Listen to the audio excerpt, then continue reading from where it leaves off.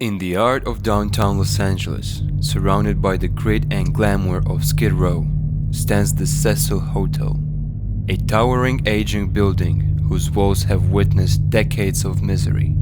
Since its opening in 1927, it has been linked to suicides, overdoses, and even serial killers. Locals call it cursed. Some believe it breathes, watching, waiting. In 2013, a 21-year-old Canadian student named Eliza Lam checked into the Cecil Hotel. She was on a solo trip through California, documenting her travels in cheerful Tumblr posts, sunlit selfies in San Diego, bookstore finds, urban adventures. Her final stop was Los Angeles, the Cecil. She never checked out. Eliza had been diagnosed with bipolar disorder and depression, but her condition was managed. Friends described her as bright, creative, and introspective. Her parents, deeply protective, were uneasy about her traveling alone, especially in a city like LA. She was originally placed in a shared room at the Cecil, but hotel staff soon moved her to a private space after her roommates complained of her odd behavior. The details of that behavior were never disclosed. On January 31st, 2013, Eliza was scheduled to check out. She didn't. Her parents, who had been in daily contact, grew frantic. They called the LAPD, who began a citywide search. Officers canvassed the streets and questioned staff. Nothing, until they reviewed the hotel's elevator cameras. What you're about to see is actual footage related to this incident, the turning point in the case. It's the last known recording of Eliza Lam.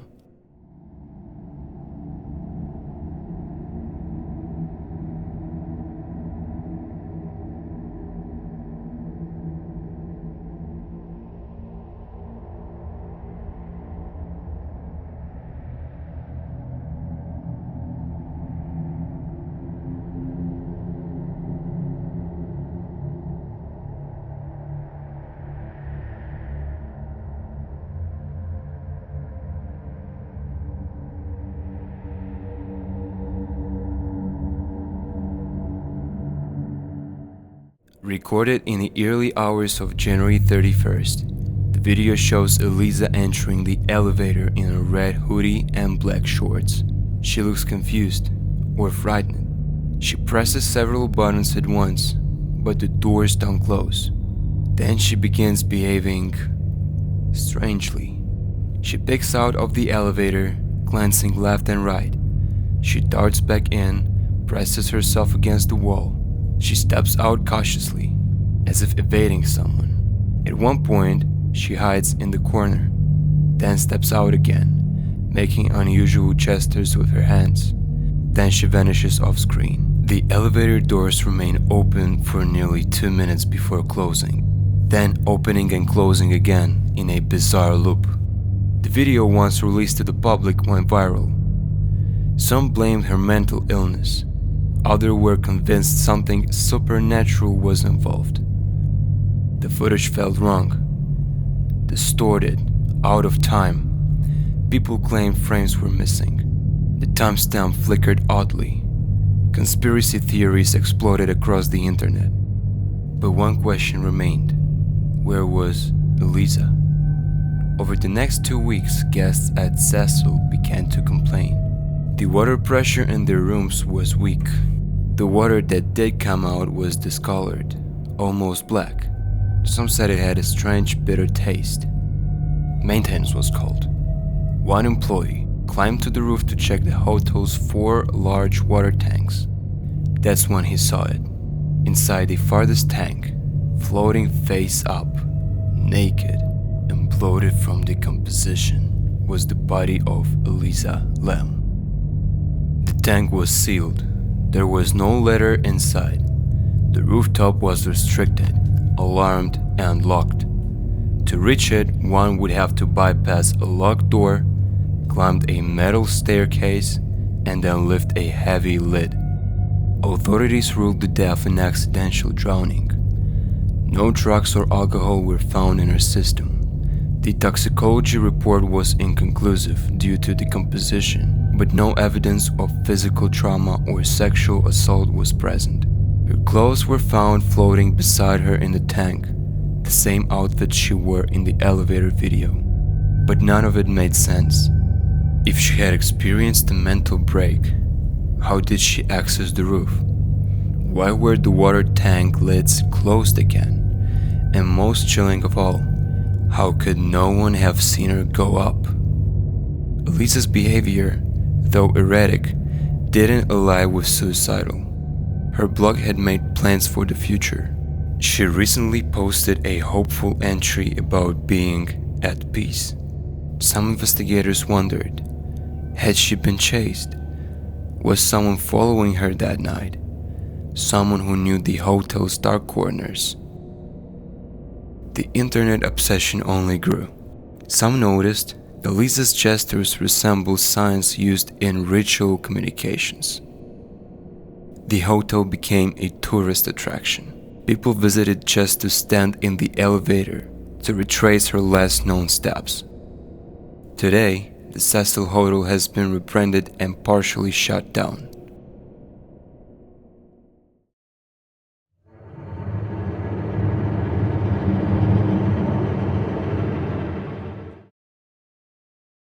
In March 2014, two Dutch students, 21-year-old Chris Kremers and 22-year-old Lucien Froon, arrived in Panama with dreams of adventure. Bright, athletic, and full of hope, they had recently graduated and wanted to explore Central America before beginning their professional lives back home. Their destination was Boquete, a lush mountain town tucked between misty coffee farms and dense jungle. It was a place of natural beauty and quiet danger. On April 1st, the girls set out on a hike along the El Pianista Trail. They wore tank tops and shorts, carried a small backpack with a Canon camera, 2 smartphones, some snacks, water bottle, and about $80 in cash. They never came back. At first, no one panicked. Locals assumed the girls were out exploring. But by April 3rd, when they missed a scheduled guided tour and failed to check in with their host family, concern escalated. A search party was formed. First local volunteers, then police, then national authorities, helicopters and dogs. For 10 days, they combed the trail and the surrounding jungle. Nothing was found. No footprints, no clothing, no answers. Then silence for 10 more weeks.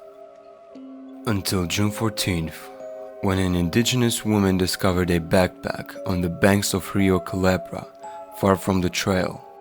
It was sitting atop a rock, dry, undamaged, and eerily clean, despite the tropical downpours that had passed through the area in recent weeks. Inside were the girls' belongings, both phones, sunglasses, a passport, $83 in cash, and a camera. Nothing appeared stolen. Everything was carefully placed. But what the devices revealed painted a picture far more disturbing than anyone had imagined. The phones told a harrowing story. Just hours into the hike, on the very day they disappeared, April 1st, at 4:39 p.m., Lucien tried dialing 112, the international emergency number. Chris' phone attempted calls as well. Over the next several days, a total of 77 emergency attempts were logged, none successful due to poor reception. Then something shifted. By April 6, all emergency calls had stopped. From April 7th onward, Chris' iPhone was turned on repeatedly, but only briefly and with incorrect PIN codes. This continued until April 11th, when the phone was switched on for the last time, and then silence. The implication was chilling. Lucien was likely gone by April 6th. Chris may have been alive longer, or someone else had the phone. Then came the camera. The first photos were ordinary.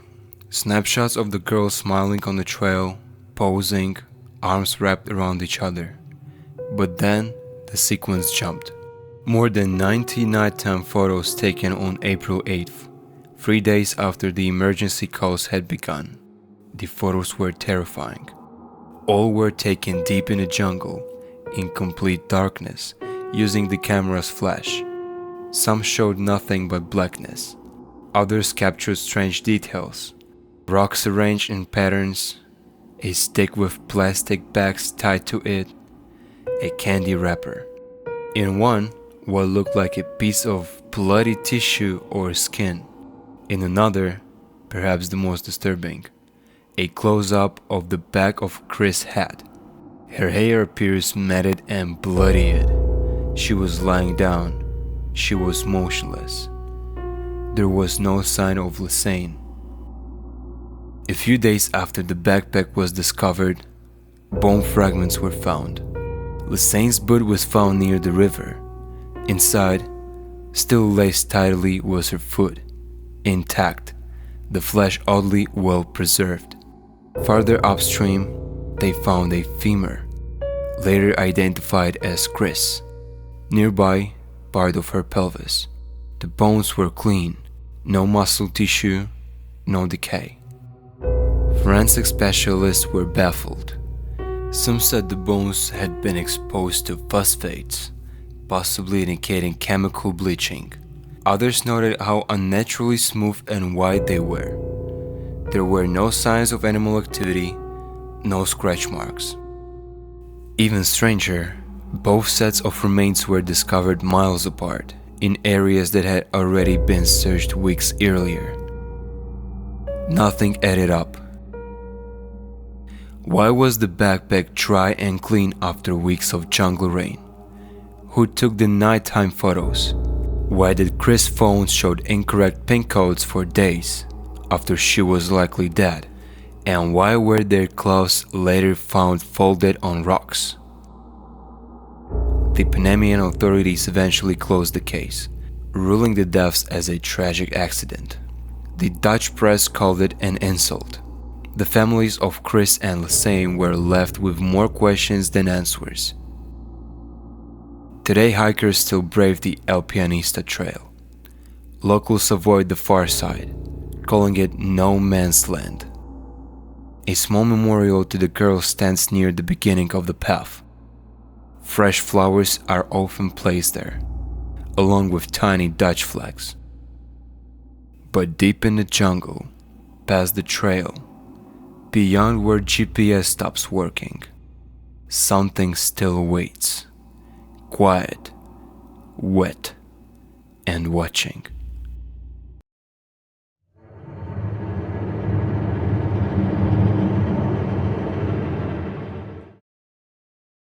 Angela Marie Hammond was the kind of person who lit up a room. Just 20 years old, she was a vivacious college student with bright dreams, a devoted fiancé, and a warm, infectious personality.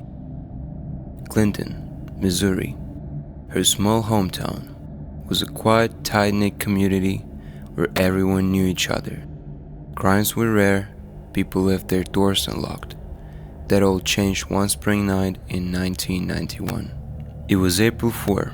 Angela had spent the evening with friends before heading home. Around 11:15 p.m., she pulled into a parking lot near the town square to use a payphone. This was before cell phones were common. She called her fiancé, Rob Schaffer, to chat for a few minutes before bed. They laughed, made plans, and exchanged sweet words. Then, mid-conversation, Angela's voice changed. "There is this guy," she said slowly, tension creeping into her tone.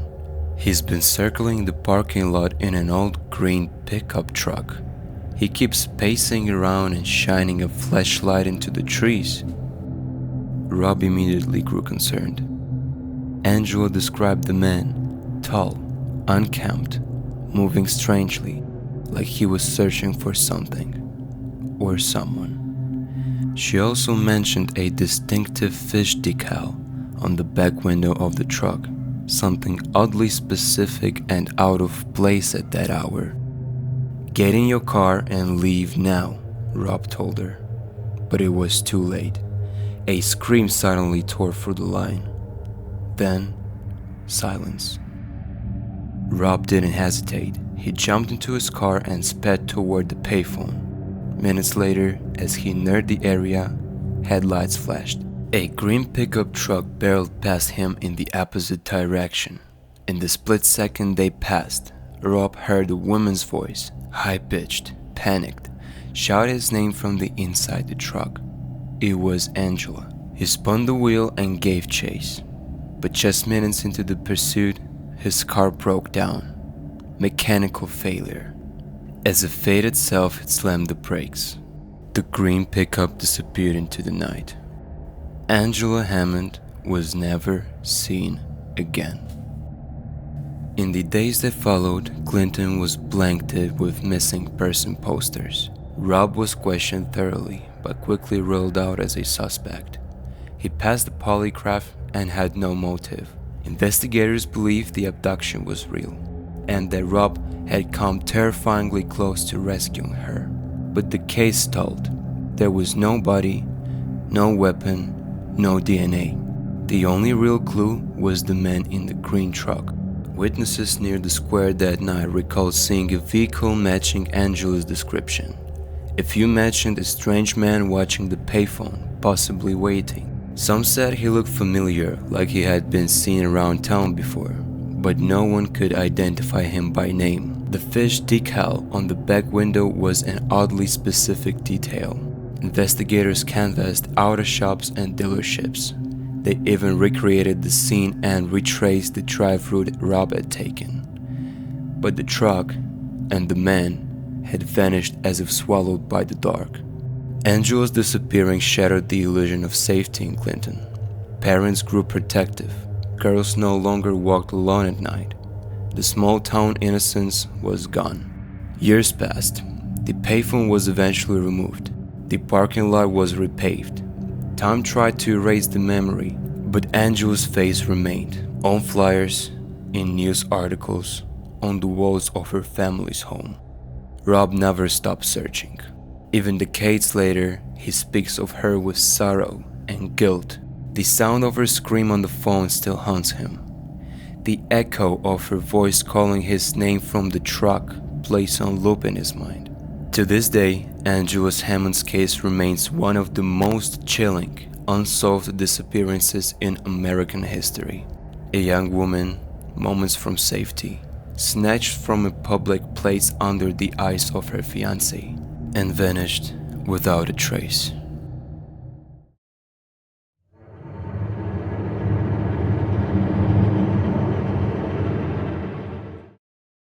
The early morning of June 5, 1960 should have been just another peaceful sunrise over Lake Bodom, a tranquil, tree-lined body of water nestled outside Espoo, Finland. Instead, that morning would mark the beginning of one of the country's most disturbing and enduring murder mysteries. 4 teenagers had pitched a tent near the lake the night before. Mila Irmeli Björklund and Anja Tulukimaki, both 15 years old, and their boyfriends, Seppo Antero Boisman and Nils Wilhelm Gustafsson, both 18. They were young, in love, and eager to spend the night under the stars during the short Finnish summer. But only one would leave that lake alive. Sometime between 4 and 6 a.m., as the group lay asleep in their shared tent, horror came tearing through the silence. An unknown assailant attacked from the outside, stabbing and bludgeoning the teens through the thin fabric of the tent. There was no warning, no shouting, just brutal, calculated violence. The tent collapsed under the force of the assault, torn by knife slashes and soaked in blood. 3 of the teenagers, Mela, Enya, and Seppo, were found dead, their bodies savagely mutilated. Nils, the sole survivor, was discovered lying outside the tent, barely conscious. His face was swollen, his jaw broken, his skull cracked. He had deep lacerations to the head and shown signs of having been struck repeatedly with a blunt object. It was local fishermen who first stumbled upon the horrific scene around 11 a.m. They noticed the collapsed tent and the blood-spattered grass, and they ran to contact authorities. But by the time police arrived, curious onlookers and journalists had already contaminated the scene, trampling evidence, moving items, and leaving behind cigarette butts and footprints that may have belonged to the killer. The weapon was never found. No fingerprints were recovered. The victim's personal belongings, wallets, shoes, and a few clothing items were missing, suggesting robbery, but no motive ever truly fit. Autopsies revealed the attack had been merciless. Mayla had been stabbed over 10 times and bludgeoned with such force that part of her face was unrecognizable. Her body had also been dragged slightly outside the tent, leading some to speculate she was specifically targeted. Stranger still, there were no signs of struggle from the victims. It was as if the killer had struck with such speed and surprise that none of them had time to react. Nils, upon waking in the hospital days later, remembered very little, just fragmented images of a man in black with glowing red eyes. Police initially believed trauma had caused memory loss, but others wondered, was the story a fabrication? In the months following the attack, over 4,000 people were questioned. Rewards were offered. Police even brought in foreign investigators to review the case. They tracked down drifters, ex-cons, and disturbed individuals who had been in the area. One man, a local named Hans Esman, was considered a serious suspect. He had shown up at the hospital shortly after the murders with blood on his clothes and dirt under his fingernails.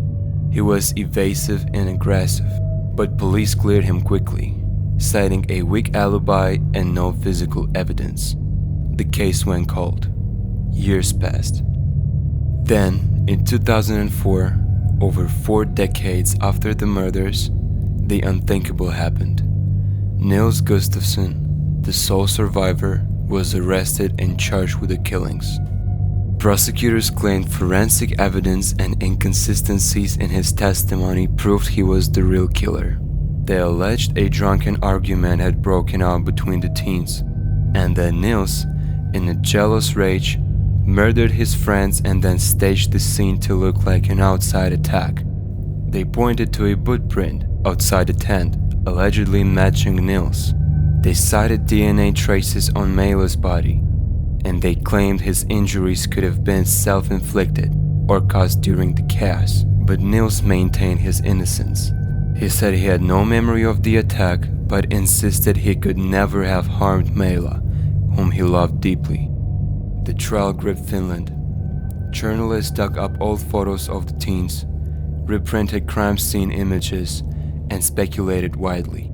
For a while, it seemed the nation might finally get answers, but in 2005, the court acquitted Nils of all charges. The evidence they ruled was too weak, and the injuries he sustained were too severe to fake. The footprint could not be definitely matched, and no clear motive was ever established. Once again, the case was left in limbo. The murders at the Lake Bodom remained one of the Europe's most chilling cold cases. No one has ever been convicted. No new leads have emerged.